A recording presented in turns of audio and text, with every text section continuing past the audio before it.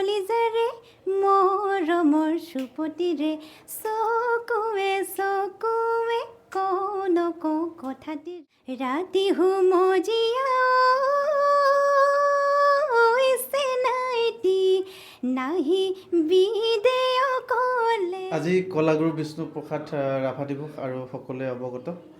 ইতিমধ্যে দীপক গগৈৰ সৈতে মই প্ৰথমটো ইণ্টাৰভিউ লৈছিলোঁ আৰু দ্বিতীয়তে পুনৰ অডিঅ'মান কণ্ঠশিল্পী মনালিছা মৰাণৰ সৈতে আহিছোঁ আৰু মনালিছা মৰাণক আমি প্ৰথমে স্বাগতম জনাইছোঁ। নমস্কাৰ। কেনেকুৱা? ভালেই। ভাল। গীতৰ চৰ্চা কেনেকুৱা চলি আছে? ভালেই, এতিয়া চলি আছে আৰু চলি আছে ন? নিশ্চয়। আজি যিহেতু কলাগুৰু বিষ্ণুপ্ৰসাদ ৰাভা দিৱস আৰু সেয়েহে আমি প্ৰথম গীতেৰে আৰম্ভ কৰিব বিচাৰিছোঁ, তাৰপাছত মনালিছাৰ বিষয়ে আমি অৱগত হ'ম। ঠিক আছে। যিহেতু আজি কলাগুৰু বিষ্ণুপ্ৰসাদ ৰাভা, তাৰ উপলক্ষে এটি গীত গাবলৈ লৈছোঁ। কুৰুৱা বতাহেও জোৰকৈ বলিলেও, কুৰুৱা বতাহেও জোৰকৈ বলিলেও, চিঞৰি মাতিলে অয়ুখা অয়ুখা অয়ু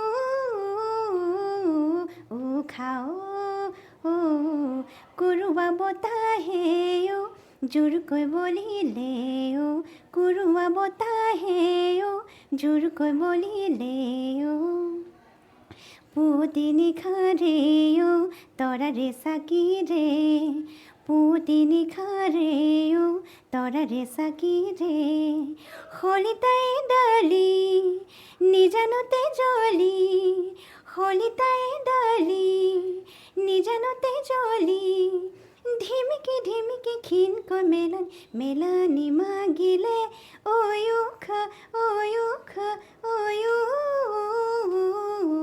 উখা অ কুৰুৱা বতাহেও জোৰকৈ বলিলেও, কুৰুৱা বতাহেও জোৰকৈ বলিলেও। ৱাও, খুব ধুনীয়া। কুৰুৱা বতাহেও জোৰকৈ বলিলেও। আৰু আচলতে আমাৰ মুখত এইবিলাক নোলায়, কি ক'ম, সুৰটো মানে একেবাৰে অসুৰ। যি কি নহওক, খুব ভাল লাগিলে। আৰু যিহেতু জানিব বিচাৰিব মনালিছা মৰাণৰ বিষয়ে অকণমান, পঢ়া শুনা ক'ত কেনেকৈ কৰা হৈছিল? প্ৰথমে মই হাইস্কুল জাতীয় বিদ্যালয়ত পঢ়িলোঁ, ৰূপাই জাতীয় বিদ্যালয়। তাৰপিছতে হাই ছেকেণ্ডেৰীৰ পৰা ডিগ্ৰী মই ডুমডুমা কলেজত পঢ়িলোঁ। বৰ্তমান এতিয়া মই নাৰ্ছিং কৰি আছোঁ, ডুমডুমা প্ৰণৱজ্যোতি ডেকা হস্পিটেলতে মই কৰি আছোঁ বৰ্তমান।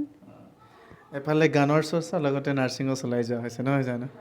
যিহেতু মনালিছাৰ ঘৰ ক'ত জানিব বিচাৰিব দৰ্শকসকলে, কিন্তু তেখেতৰ ঘৰ ক'ত জনাৰ আগতে আমি পুনৰ আন এটি গীত শুনি ল'ব বিচাৰিছোঁ। নিশ্চয়। যিকোনো গীত। এইবাৰ মই নীলাক্ষীবাৰ এটি গীত গাবলৈ লৈছোঁ। অ'কে। বাউলি কলিজাৰে মৰমৰ সুপতিৰে চকুৱে চকুৱে কওঁ নকওঁ কথাটিৰে, বুকুৰ কাচি জোন মৰমৰে সোণ, লাহেকৈয়ে পৰখাই বাঢ়িব মন বাৰিষাৰ ঢল, হিয়াতে নাচিব মৰমৰ জানৈ উঠা নমাবোৰ, তয়ো মোৰ ময়ো তোৰ মিলেচোন কথাবোৰ, ভাবিলে ভাৱনাই নিয়ে গৈ বহুদূৰ। খুব ধুনীয়া, ভাল লাগিলে। এবাৰ যিহেতু দৰ্শকসকলক জনাই থৈছিলোঁ ঘৰ ক'ত বুলি সুধিব পাৰে, এই ঘৰটো ক'ত হৈছিলে অলপ জনাই দিবা। মোৰ ঘৰ নকঠালগুৰি। আৰু আমাৰ যিহেতু তুমি ষ্টেজ প্ৰগ্ৰেমো কৰা, নহয় জানো? কিমানবাৰ কৰিলা এইবাৰ? এইবাৰ প্ৰায় মই 13খনমান মঞ্চতে গৈছোঁ। 13খনমান কৰিছা। আৰু এটি গীত আমি শুনিম, তাৰপিছত আমি আজিৰ যিটো অনুষ্ঠান, সেই অনুষ্ঠান আমি সামৰণি মাৰিম।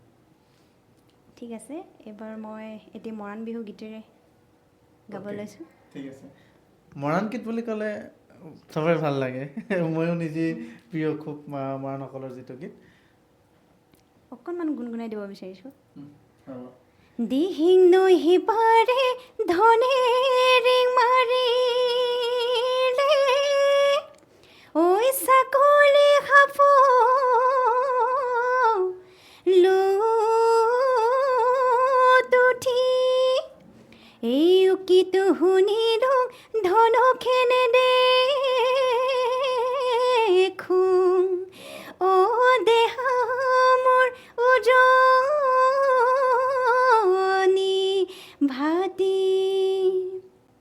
राति हूँ मोजिया से नाइटी नाही বিদেয় কলে নাহি বিদেয় কলে কেকায়েনো পাবহি দেখি ভুইরে টঙিতে সে নাইটি অকলে মই থাকোঁতে অকলে মই থাকোঁতে হেদাঙেনো হেদাঙে যাবি হে